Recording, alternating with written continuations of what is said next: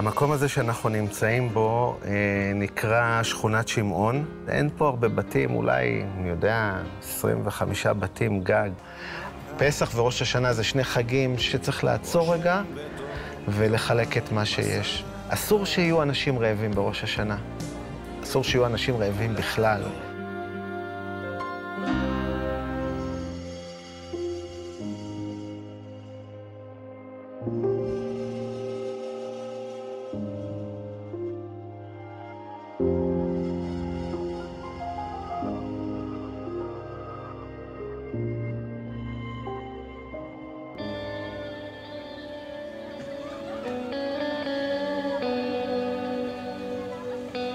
אני יוחאי סרסה, בן 48, גר בנתיבות עם אשתי ו4 ילדיי. יש לנו את הילד הקטן, בנימין, בן 4, שהתגלתה אצלו מחלה, גידולים סרטניים מעל צבי הראייה.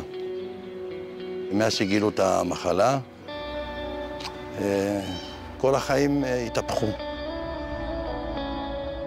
עם בן לא יכולים לישון האחים שלו כרגע בגלל הטיפול שהוא מקבל. זה המיטה של בן, פה אמא שלו ישנת איתו, בחדר פה ישנים שתי הבנים והבת, אני ישן בסלון.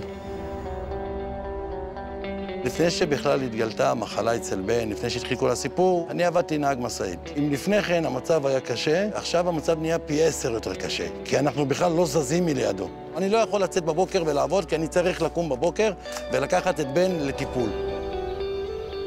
המלחמה שלנו, המלחמה הקיומית, היא קודם כל מבחינת מזון.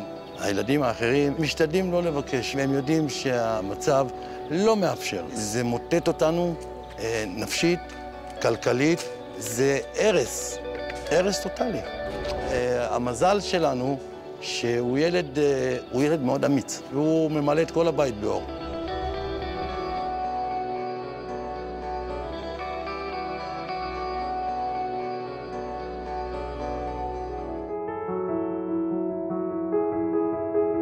הילדים שלי לא מוזנחים, גם בבתי ספר, גם בגנים. אם הלכתי עם ראש מורם, חינכתי נכון, גידלתי נכון.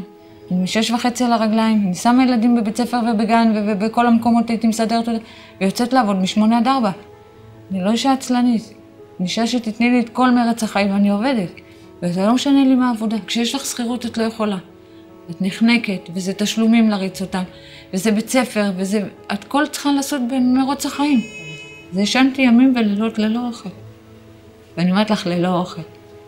אפילו פרוסת לחם לא הכנסתי. גם היום אני לא אוכלת, אני אגיד לך, וואו, אני אוכלת ארוחה ביום. שאני עושה איתם צהריים, וואלה, זה ביס אוכל. ביס מהאורז וחתיכה קטנה של שניצל, שבטעות הילד שלא יגיד, אמא, אני רוצה עוד חתיכה ולא תהיה. היא רוצה לחזור להיות זאת. המאושרת והשמנה.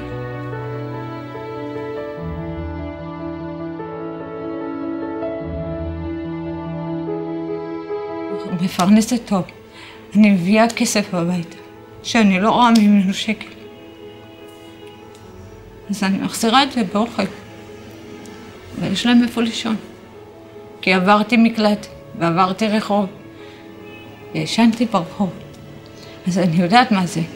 עברתי את זה. אז היום אני מוצאה את כל הכסף שיהיה פה, בקובייה הקטנה הזאת.